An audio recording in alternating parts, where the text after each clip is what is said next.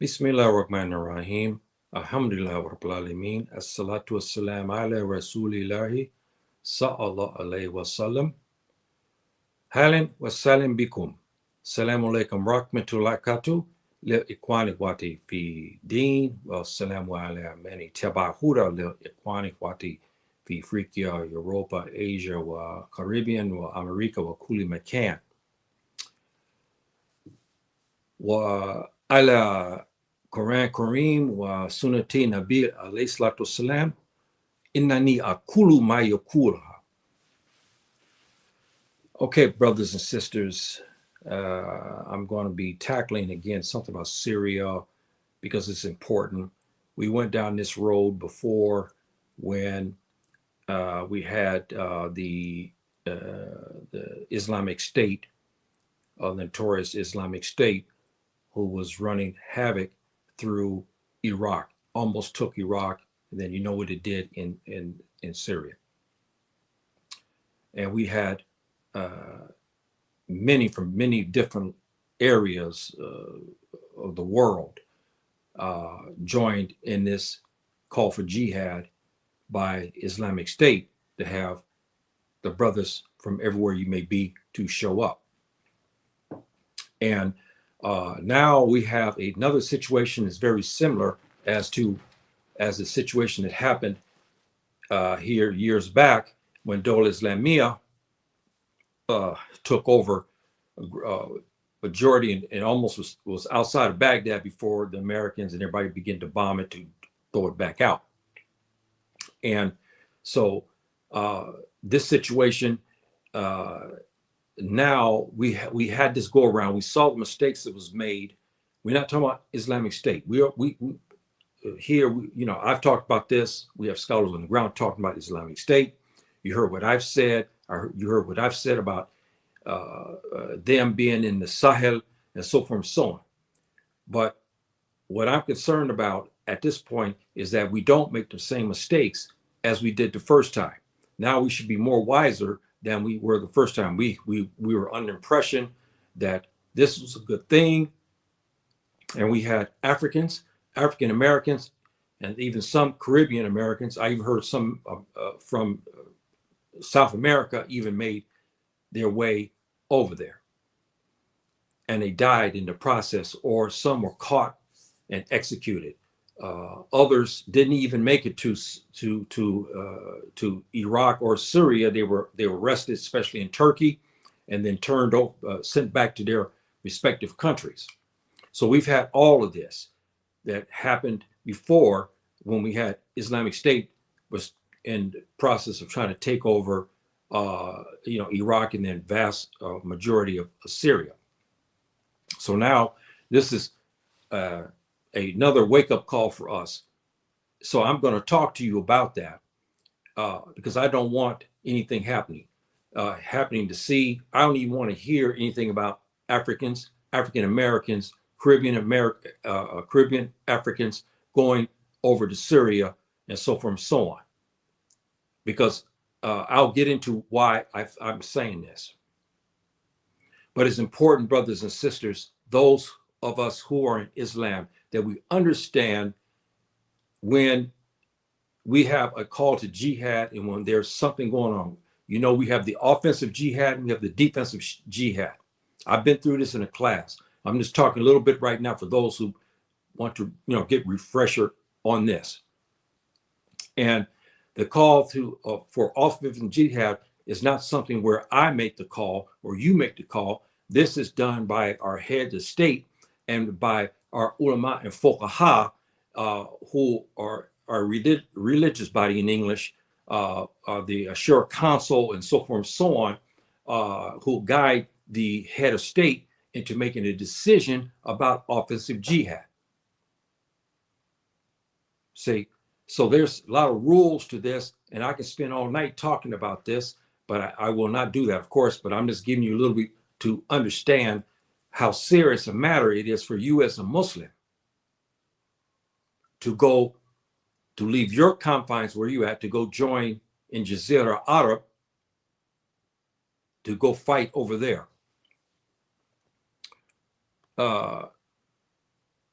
Okay. The latest developments of the taking Syria should be a reminder and a wake-up call to fledgling. I talked about this last week. I mean, a couple of days ago. This should be a wake-up call to all the Africans in regards to this, because we have a two-pronged situation. We have Africans and so forth who are suffering or who are living under these types of the fledgling governments. Then we have the officials themselves who are not governing according to what Subhanahu wa Ta'ala has revealed. And this is a problem. And we understand your plight because you are there and you have no livelihood. You have a lot of problems. And suddenly you hear a call to jihad to go somewhere. It may be inviting to you, but you have to be very, very, very careful of this.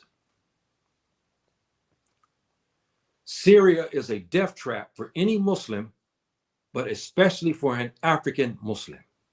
African Muslim, I'm not talking about those only on the continent.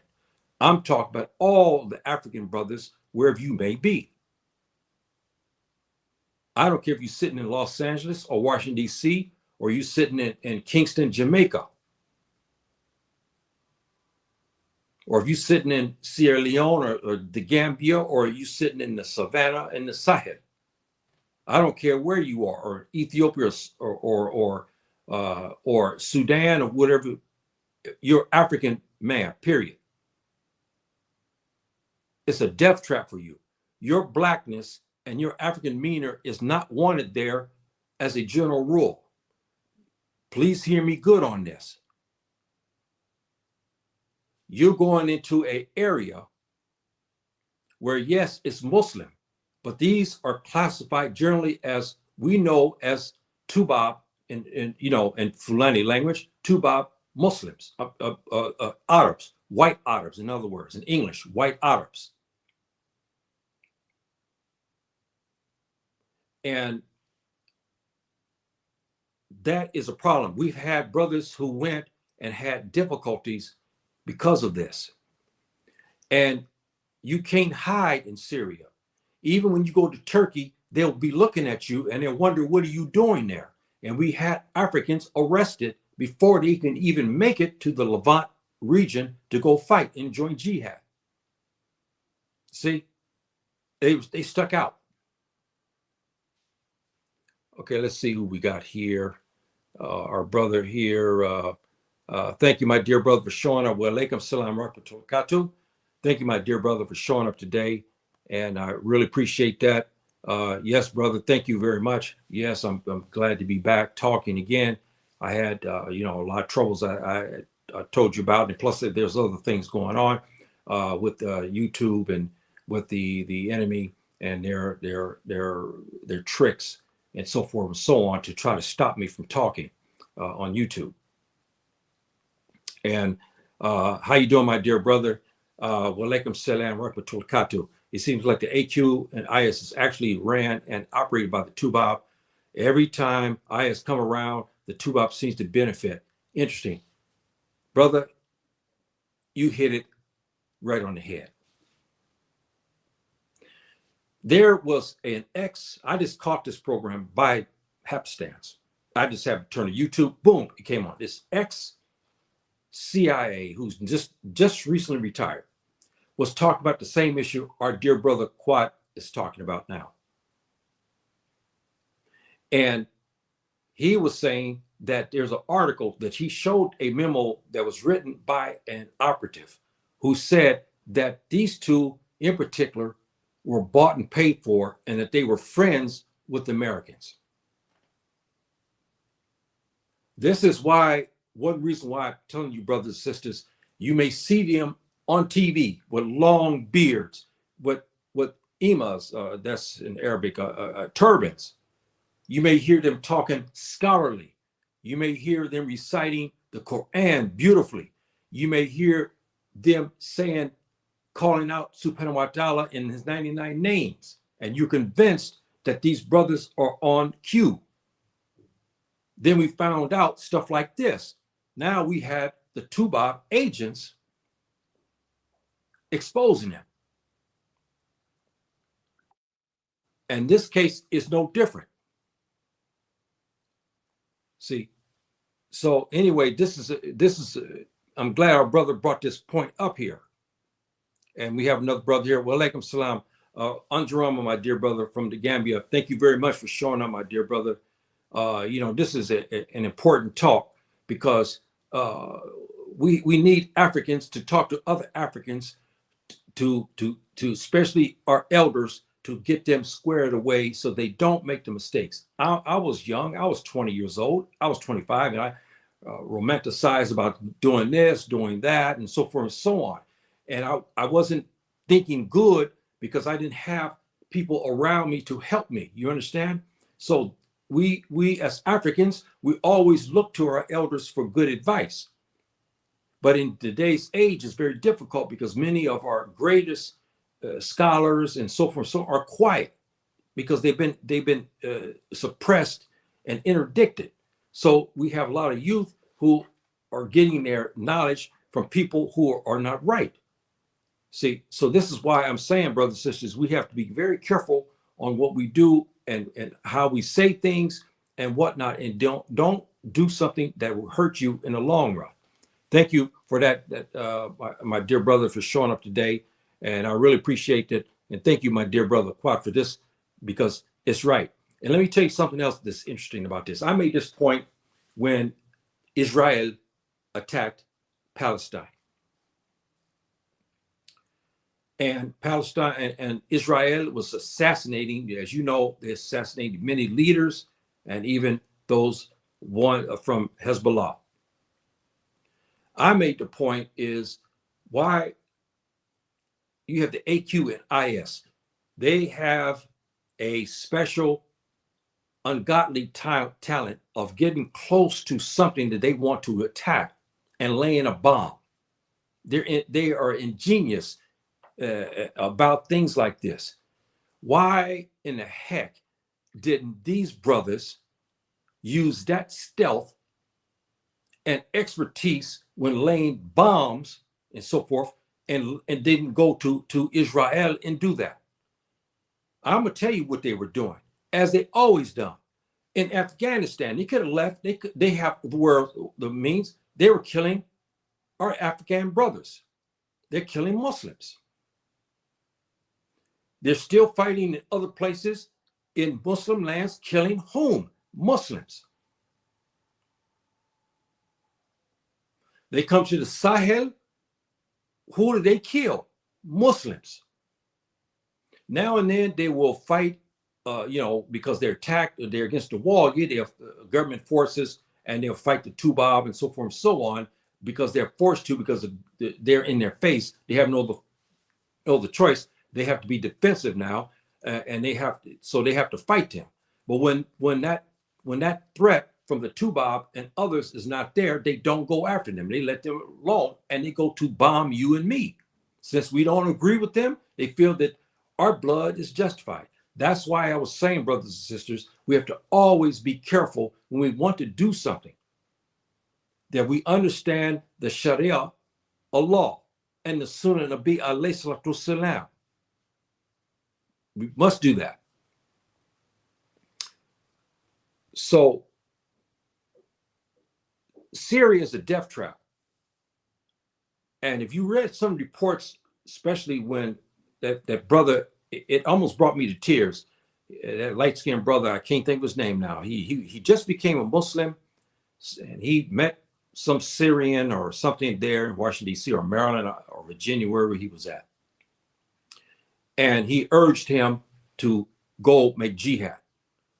He got him in through what I understood, Mauritania, from Mauritania into Turkey. He was met by, I guess brothers there who smuggled him into Syria, and he was dead within 6 months on an airstrike. See, and I remember that very well.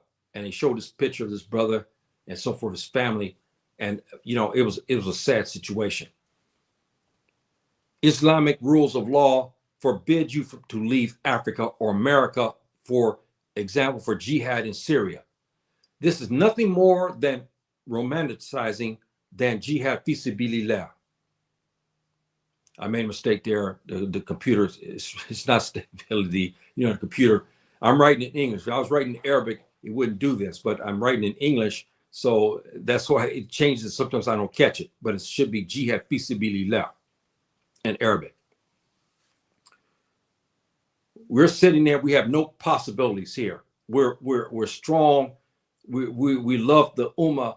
We want to go and fight with our brothers somewhere to liberate their homeland, especially from that monster who was running Syria. If everybody been seeing reports and said the videos of these dungeons and murder, not English, the prisons where they have people where they execute people and torture people and take off their limbs. We have reports also now, sisters come forward who came out, they were being raped, some on a daily basis, sometimes by more than one man. We have sisters that were there, was raped repeatedly till they were pregnant, and then they died from complications. This man was a monster, Assad. No African should be saying anything in behalf of this man. He was a murderer. He was a devil. See? And even though his some of his remnants of his power is still there, the brothers are already taking care of that. You don't need to go there. You don't need to go there. It's already being taken care of. He is left. Now, as one report said he died in a helicopter crash. Others said he got on the plane, the plane fell down and he's dead. Then there was another report I had that said that he's in Russia and Putin gave him asylum. But we can't seem to get the right answers to this. I looked at the station in Russia. The Russian, it's a news service that covers Africa a lot. In the Middle East, Jazeera Arab, they made mention, but they didn't give concrete talk about that. They only talked about what Putin said about the situation in Syria, but they did not give any information that Assad was there and he was given asylum. So I don't know what's going on until he gets into wherever he's at, and then he makes a live interview or something, or we have good concrete proof. We don't know where he's at, but wherever he's at, the man was a monster. He was a monster. You must purify yourself. This is the other thing, brothers. Okay? You're talking about going to jihad. You're talking about doing something. Even the jihad in your own land, you sitting in the Sahel. You must, the conditions for talk about jihad, especially an offensive jihad in particular, you must purify yourself first before entertaining anything. It's required in you and the tenets of Islam that you purify. Purify meaning not just go to make wudu and then make your prayer. I'm talking the things, your habits that you have. If you're smoking and you drinking, you're fornicating, or you're not praying, or you're not practicing the tenets of Islam. This is I'm talking about here, purifying that. Not going to take, make wudu or ghusl, ablution and so forth and so on. We're not talking about that and then you run off to do something. No, make prayer. That's not what we're talking about purification. We're talking about the things I was talking about and many other vices that we have. Offensive jihad in distant lands. It sounds good,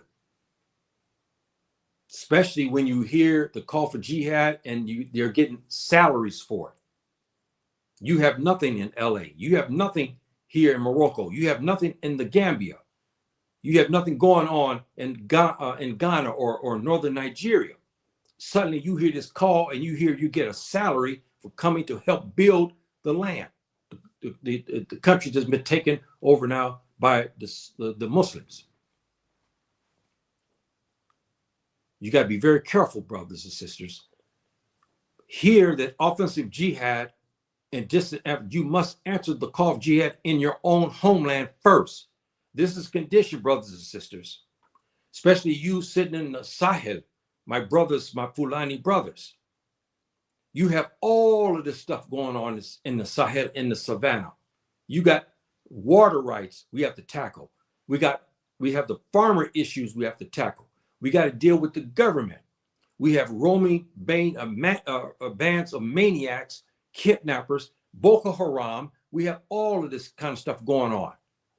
And you want to leave your family to go fight over there when you should be doing something there. We're in your homeland in the Sahel or Mali or Burkina Faso. You should not leave it because you have a strong jihad there. You got family, you got children, you got mothers and fathers you got to take care of. That's a jihad in itself, and it's a good jihad.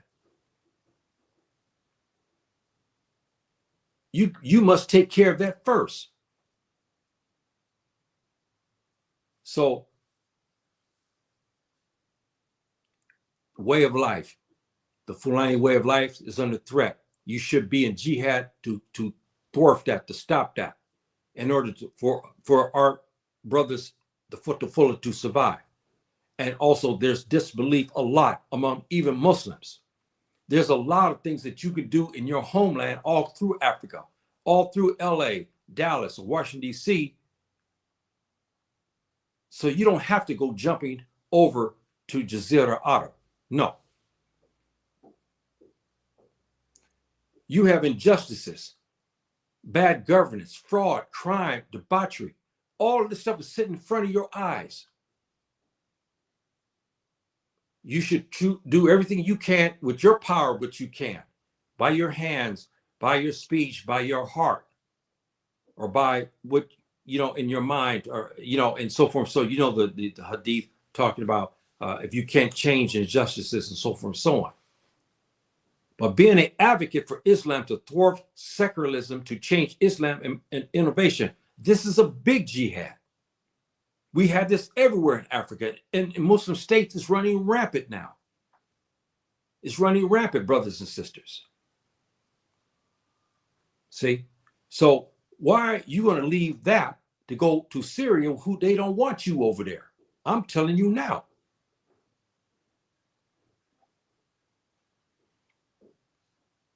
Yeah, brother. How can you leave Africa, any other place for jihad, when you aren't a student of knowledge? This is the other thing. I read reports, those who escaped. I read this one report, this one African-American. He got over there and he found all this beautiful speech, all this stuff, this propaganda and newsletters that IS was putting out. He left because he had nothing going. Brother helped him over there, got him into Turkey, his way into Syria, and then in Syria he got into Iraq. And then he made his way back to Syria. When he found out that Dola Islamia, as they call it, I don't like to use that term, but IS or ISIS, he found out they were not what they said they were to be. He wanted to get the heck out of there. They almost killed him because, for Muslims to abandon the battlefield like that, that's a serious matter in Islam. But he made it out. He did not have any knowledge. That if he had knowledge, he would have saw through what they were talking about. But since you don't have knowledge, brothers and sisters, don't go running to make offensive jihad somewhere unless you're a student of knowledge, at least. So you can understand what you're doing and why you're doing it and why you're going to answer this call. And what's the prohibitions against it? What did the Prophet ﷺ say about that? We have a lot of young people who answer the call to jihad, but they have no knowledge and they get themselves hurt. You cannot speak or understand Arabic. You not speaking Arabs, especially in the West. You cannot speak and understand Arabic. You're going to go to Syria, that's where they speak. They don't speak English. Some may do, but generally speaking, they don't speak English. They speak Arabic. And some even speak a version, a dialect of Arabic. It's not Quranic Arabic or classical Arabic, as we also call it. So how are you going to leave and you're going to start going over there and no one is going to be able to talk to you? And you're going to have to be around a translator. When they start to bark out orders, they're going to be barking out orders in Arabic language. How are you going to understand it when you don't understand? And what if this guy who is a translator, he got killed or he's ran off somewhere or he's not around you? How are you going to, you just start running around and following people, you get killed. and you have elementary knowledge of the Sharia. This is a recipe to get killed over there because you don't have this type of knowledge.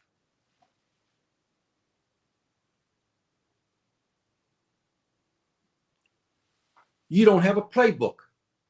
You heard me talk about Africa. I get on people who talk about the Sudan in particular. I love that when they start talking about Sudan. They have nothing, they have no playbook to understand the players. They don't understand what's going on. Who is Arab in Sudan? Who is not Arab Sudan? Is Sudan because of the color? Everybody's black, but who is classified as Arab? Who is classified as not? How about the Fulani Arabs that are there? All these things you need to know in a playbook before you go somewhere to go answer jihad. You need to know the loyalties, ethnic loyalties, and ethnic groups. Syria has it also, but not as acute as that in Sudan. Sudan is a I mean it's a tough nut to crack. But nevertheless, you don't have a playbook. You need that playbook, understand that playbook if you're going to Syria to understand what you're getting into and who is the players.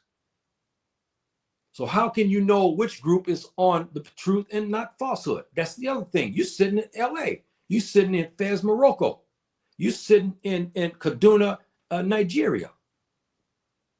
Or Accra, Ghana. And you just hear the brother gets on TV. He was just on Al Jazeera Arabic. He's been on Al Jazeera English. The brother's on CNN. And you heard him talk. But you have no way of knowing what's going on over there, even though you see them in beards and saying Allahu Akbar, and so forth and so on. But you have no way of knowing if they're on the truth or not, or if they're falsehood, meaning the haq in Arabic and batil, okay, and falsehood batil in Arabic. So how do you know? That brother who escaped was talking about this issue because he said he was romanticizing. He heard them talk. He saw these reports. He saw this. He saw that. He ran over there and found out they were not on the truth after all.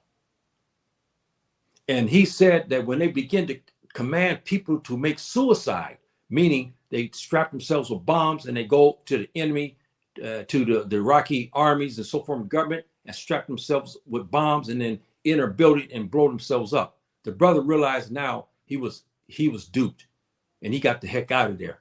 He almost got caught, and he made it back. We got here. What is the difference between the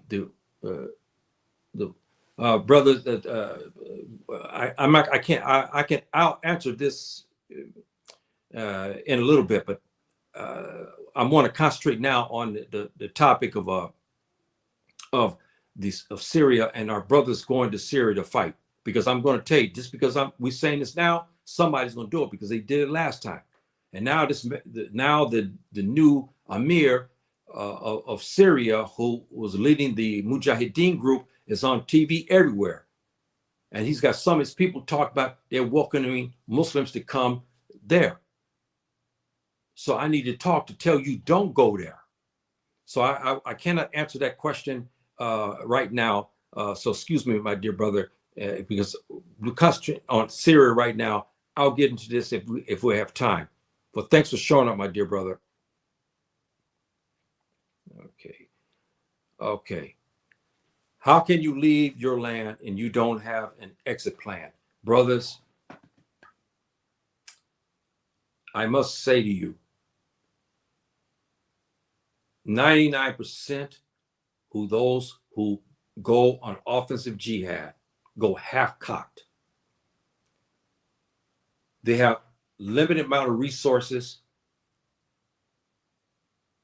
and then they go.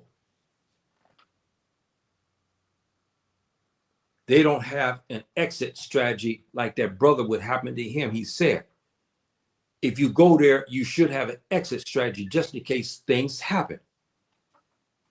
Many of them don't, and they end up dying for it, or they get put in jail for it and charged with terrorism, or supporting terrorist organizations and all kind of other things. Where are you going to get your funds to travel? Or if things go bad, money to come home. Where are you going to get the money from that? These are some of the things that we don't think about. We just only go by romanticizing because we see our brother talking on TV and so forth and so on. You think, hey man, I got a couple of maybe $1,000. Hey, I'm good to go, man. I can buy a plane ticket. I can do this. But by the time you play that plane ticket, you got to make your way through Turkey in particular. And that's going to be a tough going because Turkey is throwing people back out, especially if you're going to be answering jihad. They know when they see a black face, they know darn well you ain't there to go to the nightclubs or going there to eat certain foods. They know you're there for some mischief, quote unquote mischief, or going into Syria or Iraq. They know that. And you got to pay your way here and there, and food and hotels, and there's a lot of things that you got to do. Where are you going to get the money for when you didn't even have a job in the first place? See, this is some of the issues, brothers and sisters, that I have to talk about. Running to Syria on a whim and leaving loved ones who will bear the brunt of your hastiness. You know the climate of the world today about Muslims. The law enforcement agencies, especially in the West, use this as a vehicle now to go after all Muslims.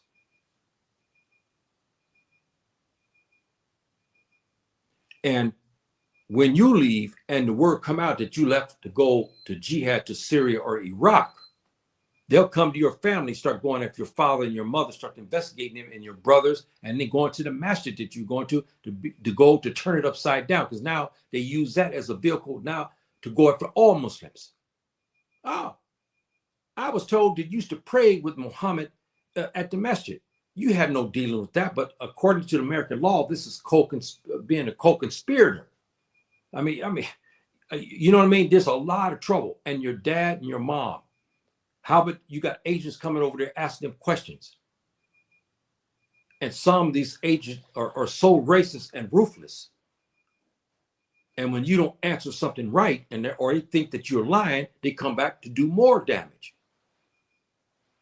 This is what we talk about. They will surely be investigated.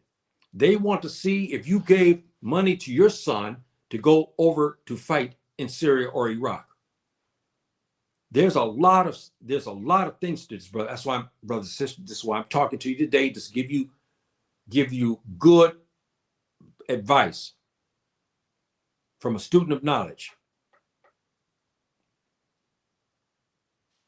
to help you so you don't make these, especially you don't want your mom and your dad or your grandmother and grandfather or your relatives and some of your close Muslim friends and relatives to suffer because their government will start going after you, when you leave, they'll start to go after them, especially when you find one of your cousins that may be wanted, or he have a ticket for traffic ticket, or he didn't pay a parking ticket or something, something like this. They find out, they use that as a vehicle to go after them now because you left to go on jihad when you was not authorized.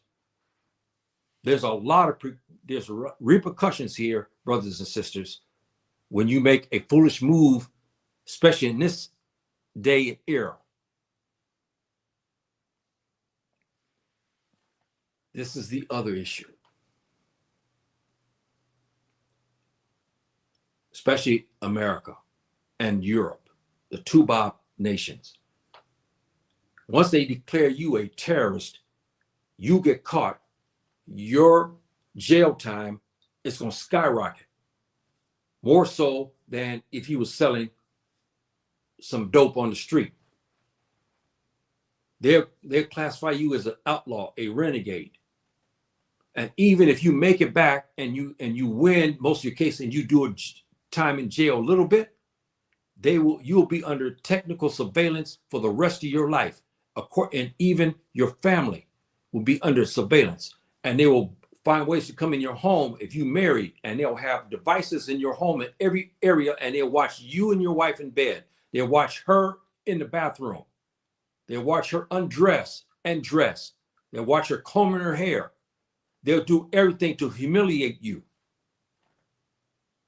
And they'll say, yeah, man, hey, you went over to Syria, man, yes, Homeland Security and all them in the United States will be after your butt, FBI, and they'll come to bug your house. And they are not polite.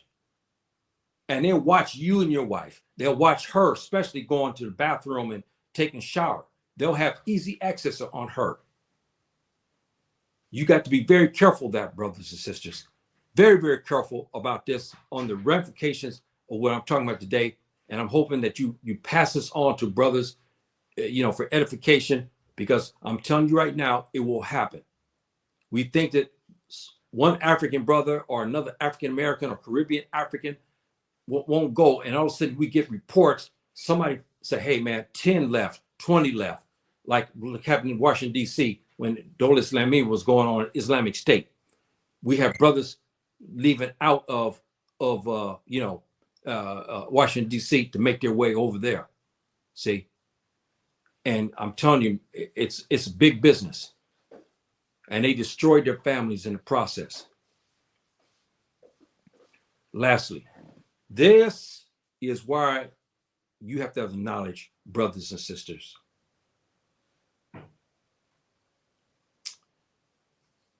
Did you receive approval of your head of state?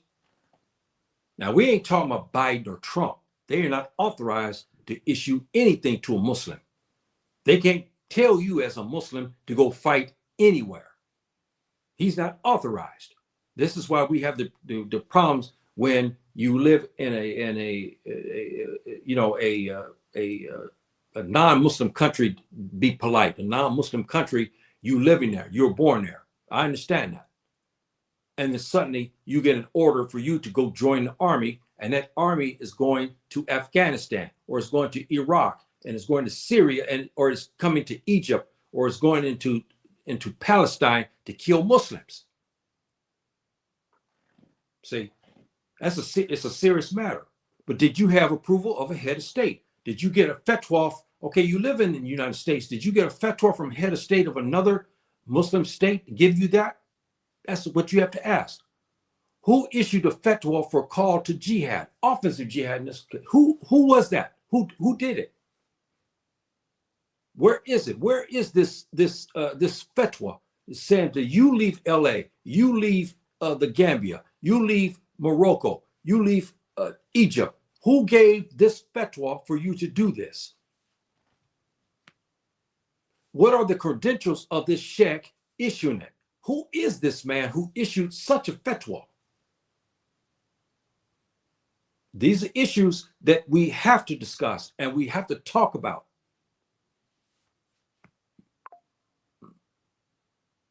And that's why you heard me talk, why I'm so conservative. I'm well within the confines of Islamia. I'm in the right confines. I'm not too far over here, and definitely I'm not going to the left. But in this day and age here, you better have some paperwork before you make a move to do anything, because something happened. You need a paperwork to keep you out of jail. See, you need to have something that you can fall back on. And when you don't have that, you're in trouble, as you notice. As you heard me say here, you go to jail, you be branded as an outlaw and a renegade for the rest of your life. You'll be under surveillance. I don't care if you marry and you clean up, so to speak. I mean, your whole family is going to be under surveillance. Your children, the whole thing is, in this day and age, it's just a very, very, it's the tribulations of it is great. It's not the time now, brothers and sisters. The situation in Gaza, that's another matter altogether. I'm not going to discuss that because this has been issued that the scholars have tackled.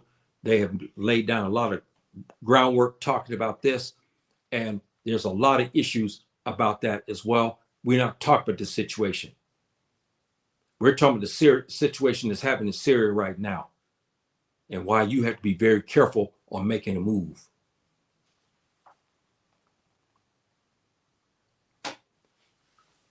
So that's almost it, basically in a nutshell, brothers and sisters. And I want you to ponder this. And this is just, it's a talk, it's an Islamic talk, and that I'm trying to help, especially young Muslims, not to make the mistake like we had happen when IS was running havoc in the Levant. We had many left from all over the world to go join that jihad, and many died. Okay, many died or in prison today.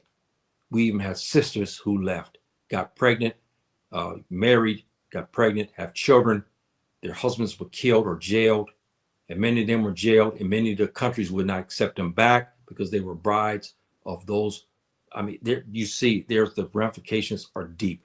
We're not sitting in a world today where the Muslims control it. Let's see here, we got I know on the same topic is really important.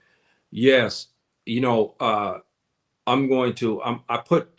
You know, I have a Facebook page, but you know, why? One reason why I had been talking for a while because I had a myriad of problems with YouTube. I had a dummy site, and this dummy site still hadn't been taken off, where it would direct me from the real YouTube station to a dummy site. This is what the enemy created just to stop me. And then they were doing all kinds of things. I couldn't talk because you try to do something, they cut the program and everything. It was a lot of stuff going on. See, and matter of fact, I had complained vigorously. I tried to go as high as I could up YouTube to stop this stuff. I had many people tell me they were looking at the program. Okay, they 1-2 days later, you know, the time they pull up my program, they see 5 minutes of it. Suddenly, it's preempt. It's cut. They go back to try to access it. They find it's gone. Their subscriptions removed. So, you know, there's a lot of these issues. But yes, this is a very, very hot topic. And I know it always happens. Because if you look at the Sahel today, how many Africans are with IS? A lot. A lot. Too many. How many with the AQ? A lot. See, and this is why this is an issue that's very, very important. I put it in my Facebook. I don't know if they'll be able to get to it because a lot of people told me that, again, Facebook is online with YouTube and with the enemy. They are not getting any notifications at all. See, so it's a serious matter. Our brother here, Sam, well, he wanted to know the difference between the I guess he was trying to say the Fulani here and the Black Tuaregs. There's no such thing as the Black Tuaregs, because if you looked at my class, I gave you proof, and I gave you even what the Europeans talked about in the 5th century, all the way up to around the 18th century, that the Tuareg at that time were known as black people. They were, you know, I showed you pictures. There's even one European who drew the pictures of Abu Bakr Omar, who was with Murabi Tun. He was jet black in color. We had those, we had others who described Yusuf Josephine Rahimahullah and described him as being a very dark-skinned man with very kinky hair. That's not European. And so the differences, the main difference today is language, but we have many similar customs because this has been going back. If you go back to looking at Mauritania and you look at the Takrur region, the Tuareg and the Fulani and the Senike and the Wolof, and there was who else? There was the Senike, there was Wolof, the Fulani. There was, I'm trying to remember their names now, the ethnic group, but it was a melting pot. Everybody mixed. There was no quote unquote white Tuaregs. Now, the Tuareg people began to become white in the late 1800s, and the scientists talked about that. What happened was the Europeans began to flood Morocco because they became Muslims. They began to flood Morocco to live under the kingdom in Morocco in particular. So they begin to take wives in Morocco, and this is what helped to whiten the Amazigh, the Tuareg. But the black people who are the original Tuareg and Amazigh begin to go further south. That's why you notice if you go to Morocco, you start seeing as you go down south, the people start getting darker, darker, and darker. Even the culture is different because those people were the original, their ancestral, were the Amazigh and Tuareg. They're still black and brown. It's a very interesting phenomenon because I got 20, almost about 25% Amazigh in me, about 25%.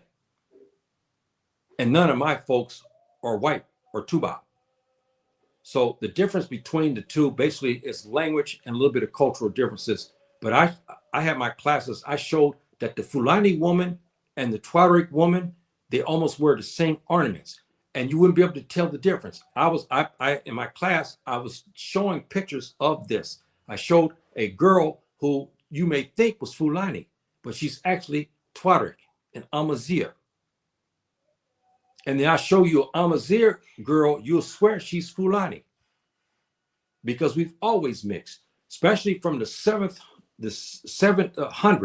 where the jihad, strong jihad began to take place. Then this union was very, very strong. This is why the union between the Fulani, if you look at the people, especially from the central part of Morocco down to the south, you find most of even the light-skinned, like even my wife, even light-skinned Moroccans have Fulani heritage. See, okay. The Bambara, yes, Bambara is also there. Bambara is another ethnic group. They also played a role in going into Andalus. The Bambara is another ethnic group. They were also prevalent in the Mali.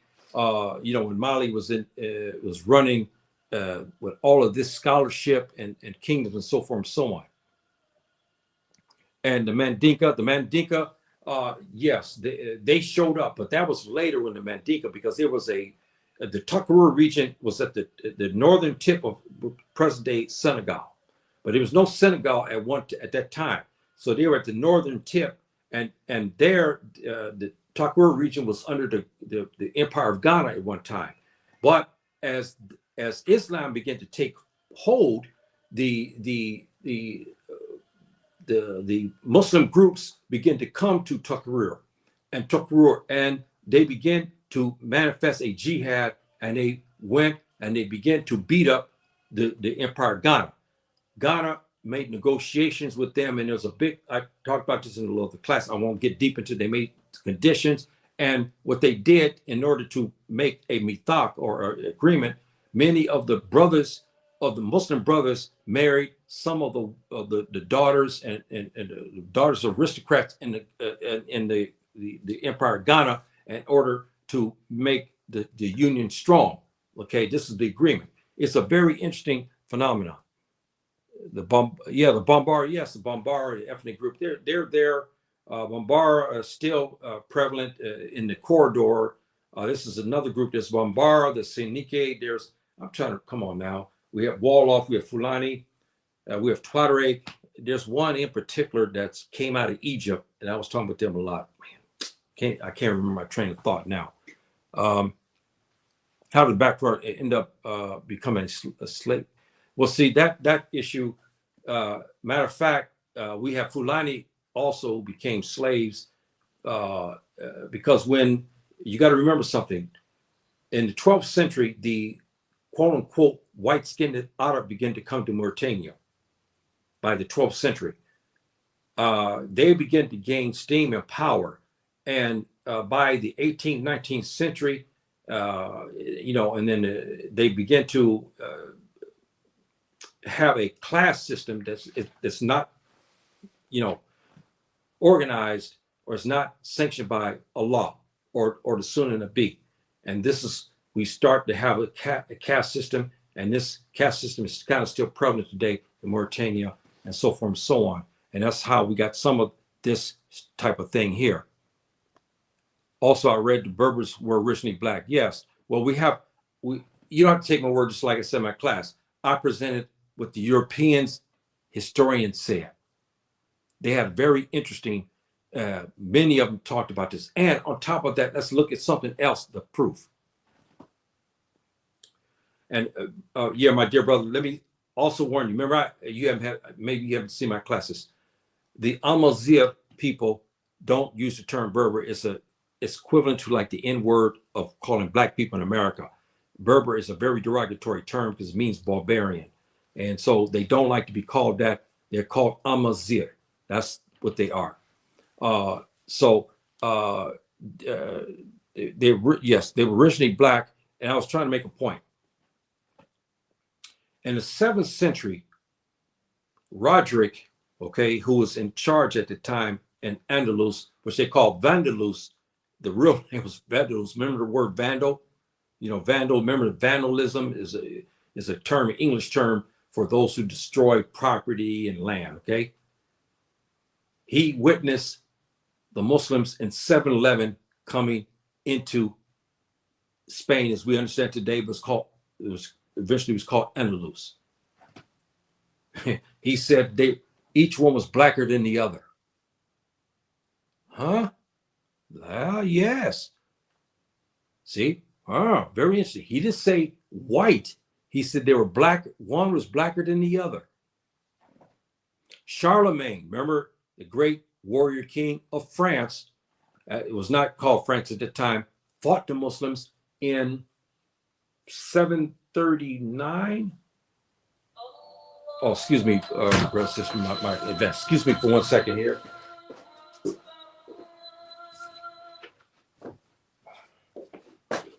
Excuse me.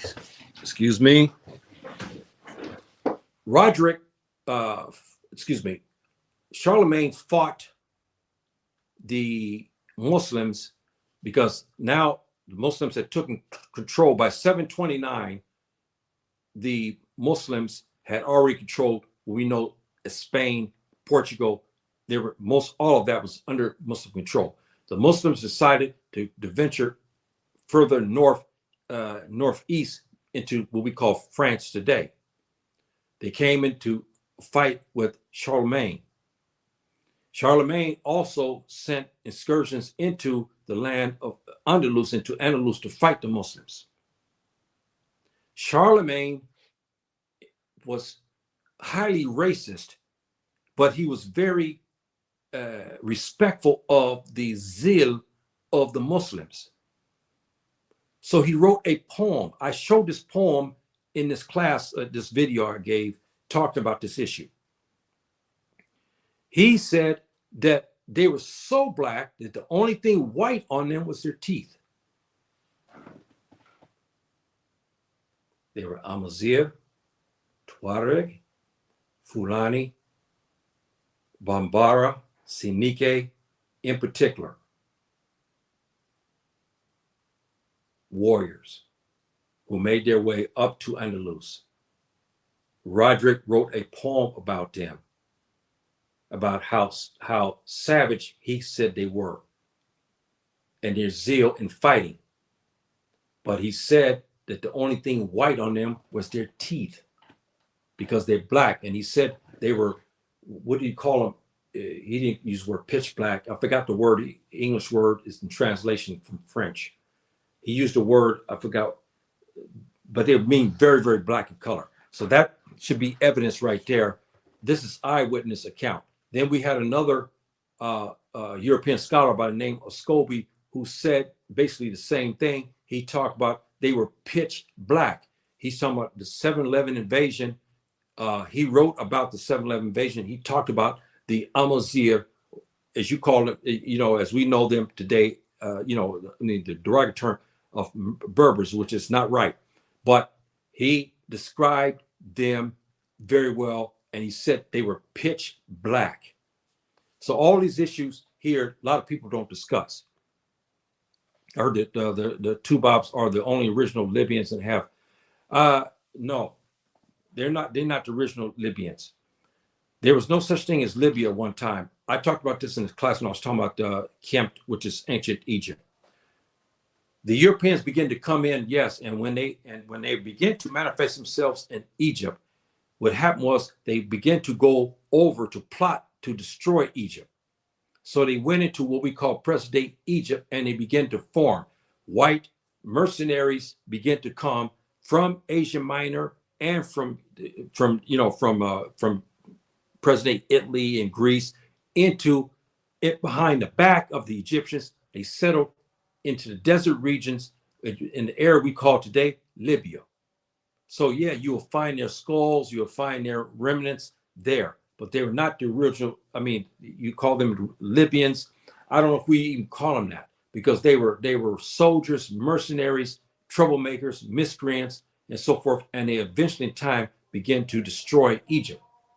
See, so and they have your R group. Yes, the R group. I know that because on my father's side, because of slavery, we know that the R group. You know, we know that comes from the white man, the Tubab man. This is very true. But Libya, the original Libyans were black people, but the Europeans, the Tubab, began to settle in there all the way back into the time of ancient Egypt and so forth and so on.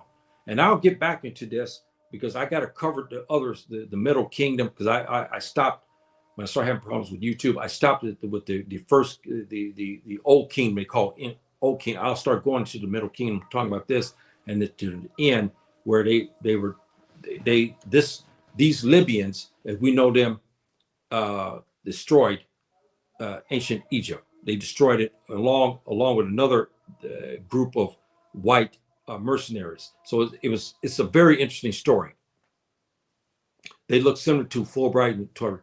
Yes, but see today, because we look at many of the Tuareg today, and we look at many of the Amazigh, especially when you go to Morocco, especially from the central part going upwards, and even Tunisia, Algeria, and so forth and so on, and Tunisia and so forth, Libya, you see people very light-skinned. Again, as I explained to you, because as the Europeans began to accept Islam, and as Europeans began to also make settlements and colonization, they took wives and they began to whiten the population. But you notice something, in all these places, when you start going south, the people become darker, darker, and darker.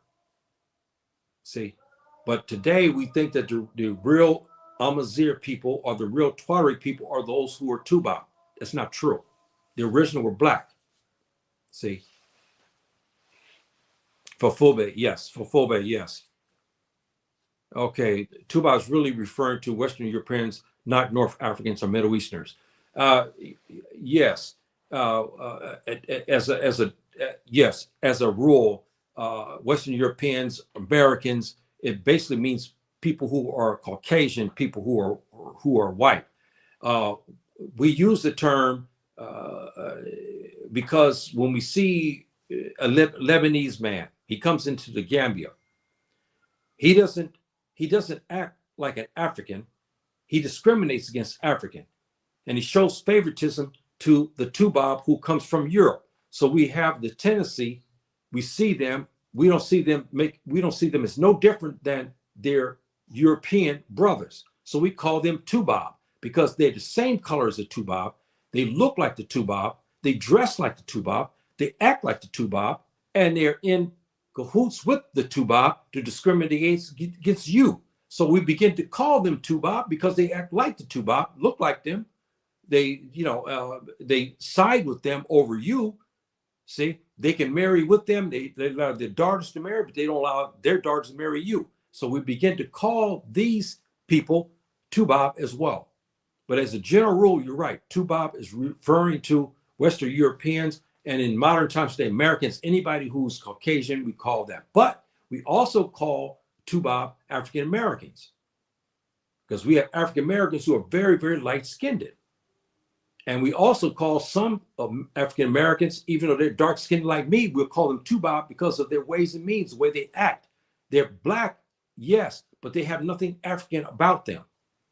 See, so when we start to talk with our brothers from America, in particular, or Canada, and some from Europe, we see them, it's not necessarily their tongue because they speak English or French, it's their attitudes that makes them closer to the Tubab than to the African. So since we see this, we will say he's Tubob. He's a black Tubob, or he's just Tubob.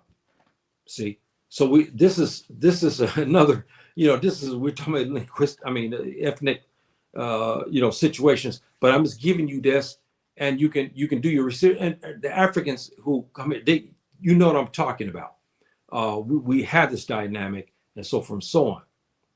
Also, the word Tubob, in one of my classes I gave here about a year ago, maybe more than that, maybe 2 years ago, I talked about my grandmother. My grandmother, well, her heritage now we know because my DNA were Igbo and the Yoruba, and also out of Sudan, and also there was some parts out of I'm trying to remember right. It was not. Liberia. I think Liberia.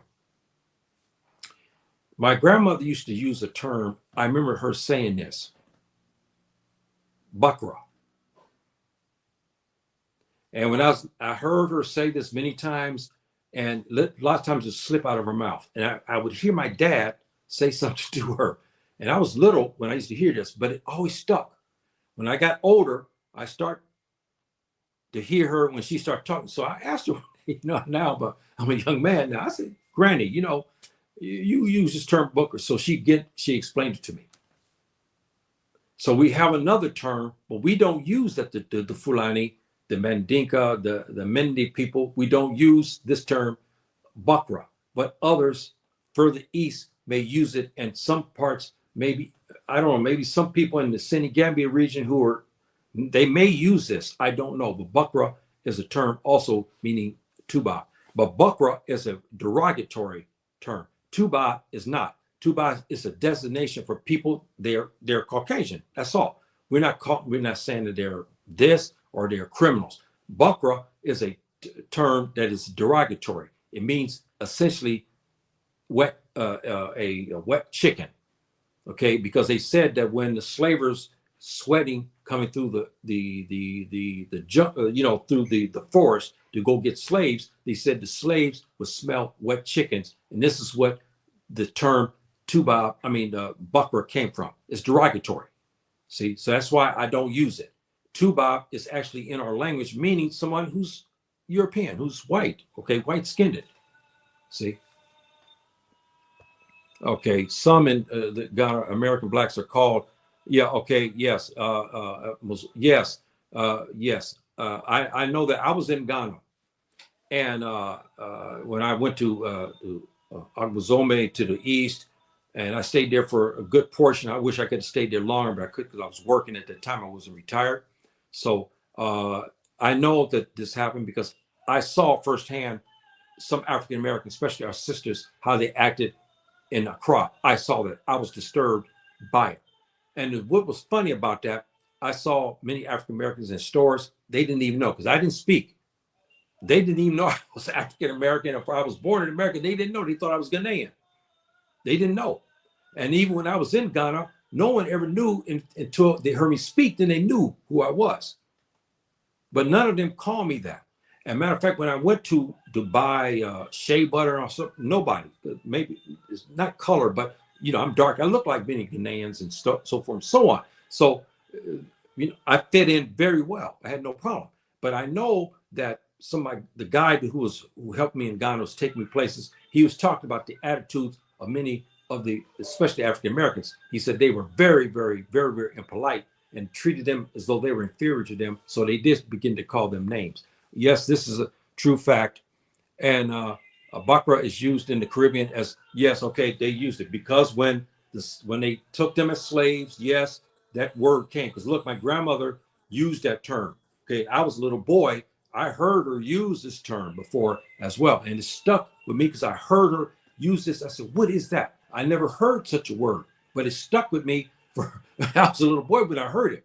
And it always stayed with me until now when I was a young man. I'm grown now. I can talk to my grandmother, I call her Granny. So Granny, tell me what this word means. And she told me. See, so yes, they use that. Yes, because I wonder where did it come from?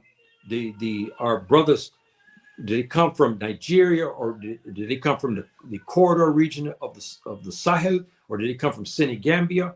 I'm curious where they came from, and he used this term Bakra to describe white people. I'm just curious about that. Very, very, very curious. But I know Bakra is a very derogatory term. I know this, and that's why I don't use it, because it's like calling them the N word, essentially, because it's not complimentary, but it's actually derogatory. So, brothers and sisters, thanks for showing up today. And those who have some questions and whatnot, please subscribe to my station, brothers and sisters, because I don't get enough people to subscribe.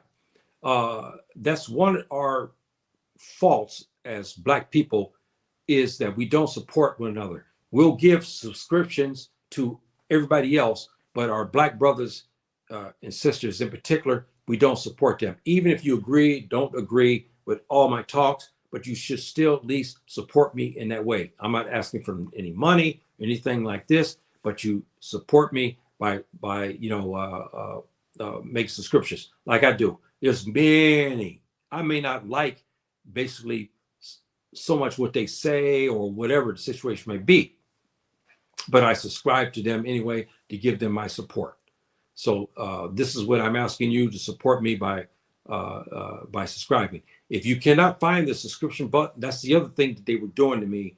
I was finding out that subscriptions were removed, and not only that, the button for subscription, where it says subscribe, has been removed. I heard this. One brother sent me a screenshot showing me that he saw my video and he wanted to subscribe, but there was no place to subscribe. I complained bitterly to YouTube about that, and I hope they rectify that. But those who are new, if you want to subscribe, please, if you see the subscription button, that's good. Let me know. If you don't see it, please let me know. And, always let me put that here for you. So anybody wants to get a hold of me here, they can get a hold of me here. And even if you have questions or something, I use this only, but as a general rule, I don't use the email too much anymore. I because of it's compromised, but this is my email here. Is that right? Yes, that's right. Okay, that's right. And you can write me if you want. If you have some questions or something like that, or you want to discuss something in private, you can get a hold of me there. But I have my Escape, which I like, because Escape is more secure, and my Escape is Shabaka Sunyani Live. Yeah, this is it here. Yeah, and so this is my Escape. If you want, I should have put Escape in here. I did put Escape. That's my Escape handle. Yeah. Okay. Yeah. All right. So that's my Escape handle. If you want to get a hold of me and so forth and so on, and you got something private you want to discuss with me, or something that you want to ask a question, you can get a hold of me here on at my handle and Escape. Or if you want to write email, then you please write email to me at this address. So, brothers and sisters, I got to get on here to pray for the last evening prayer here. And I'm hoping that you enjoyed this talk today. And I'm very happy that you brothers and sisters showed up today. And those in the future, thank you for your support. Please subscribe to my station. I greatly appreciate that. And please be safe out there, brothers and sisters. Okay. The world is a dangerous, dangerous place now, where the safety of a human being is just going downhill. Okay, and the quality of life, we know, is going downhill. Buying food and renting places to stay is very, very difficult now, and that's happening everywhere. Everybody is suffering from high prices, and it's worldwide. So please be careful, brothers and sisters. Please be careful. And yes, walaikum salam. and THX. I don't know what that abbreviation is. I don't thank you. I don't know what the THX is, brother. You know, I'm an older man. I don't know what the a lot of the abbreviations. I see them put some LOL. My oldest daughter does that to me. You know, low or something. You know, LO. I don't know what that means, but I see her like she write it something and she put LOL. Yeah, and it make me laugh. Oh, that means okay. My daughter does that. She put at the end, you know, yes. And I'll be trying to figure what is she trying to say, you know. Now I understand because I've been gone from America now for 2 decades. And you know, so I forgot about that. Yeah, you know, laugh out loud. Yeah, okay, yeah, okay. Now I understand because now I understand why my daughter puts that LOL. Okay, yeah, I mean shukran. Yes. Okay. uh, that's good to know. Now I know. You know, that's good and whatnot. So, brothers and sisters, you know, thank you immensely for those showing up in the chat today. I appreciate that, and spread my talk because it's important. I don't want to see us make mistakes again, going into to Syria this time on a wild goose chase, thinking they're answering the call jihad when in fact they're not answering the call jihad. They don't want us over there. Okay, I'm gonna tell you that right now. They don't want us over there. And I get ready to stop here, but you know I got to mention there's a brother by the name. You look him up. His name is Bilal Abdul Karim. He's been living in Syria. He's African American, originally from New York. He was with CNN at one time. Then he went to Peace TV. Everybody, all the Muslims know Peace TV. Remember India, Zaki Naik, you know, his station. I don't know if Peace TV is still going or not. That's very interesting. I used to watch it now and then. He would be on this show, and then he decided to open up his own broadcasting company, so to speak. So he moved to Syria. He married. He's got 3 wives over there, and he was on the ground. It's called On the Ground News. That's the name of it. His name is Bilal Abdul Karim, brother out of New York, and he's gone missing after the new takeover. The group that took over Syria arrested him about a year ago, and they put him in jail for 6 months. And he got to talking about it. He said he thinks it's going to be the last time he's broadcasting. And I don't know, it was pathetic how he was talking. It's like either he knew he's going to be killed, or I don't know what happened to him, but he has not reported no more. He's on YouTube again, Bilal Abdul Karim. You'll know him, dark-skinned brother by my complexion, black, white beard, long, soft-spoken brother. And he, matter of fact, he did a lot of good interviews. You wanted good news on Syria, he had it. Okay, he gave you, you know, what was going down. Okay, I mean, what was happening, and he gave it to you good. And so, if something was wrong, he would expose it. And he went with some of the Mujahideen groups because he wanted to report to see how they were doing, how they were actually living. Because a lot of them talk one thing, you find out they weren't on the truth, but they were liars. Okay, but he uncovered something about this group, and that took over, and he reported it, and they came to arrest him, and they put him in their jail for 6 months, and they finally released him. But now, days before, he said, because he was even showing bombs being around near where he was at, and so he you know, he was very uncomfortable, unfortunately, and so I'm hoping our dear brother is still alive. Yes, mashallah. I'm hoping he's still alive, and I you know, I really fear for him that he's dead. And again, his name is Bilal Abdul Karim. His station is called On the Ground News or something like that, and he's been broadcasting there in Syria. African American brother out of New York. He's got 3 Syrian wives and children and so forth. I don't know what became of his family after he was arrested here by the group who took over. That's why I told you this is how tenuous it is. Why did they arrest our brother? He was with them on as a reporter to ask questions to see how they were doing, and he wrote something exposing something about them, and they looked for him because he left the group and they wouldn't found him, and they arrested him, put him in prison for 6 months. over something he wrote. And I don't know exactly what he had said, but it was something that he uncovered about them. And that's why I said, brothers and sisters, don't go to Syria, okay? You don't know what you think everything is on the truth, when in fact it may not be. And now we got reports that perhaps the group that took over Syria may be under the control of the Americans. Okay? And you have to ask the question of this, and I will close. There was an article that came out that that Biden sent, and Trump exposed it. You know how Trump is. He was talking about how we shouldn't be over there. It's not our fight. But Biden is sent and given order. They're fighting Islamic State still in northern Syria. And they dropped a lot of bombs. But here's the thing that got me to think. Why were they dropping bombs in northern Syria when Damascus was under siege by another Mujahideen group?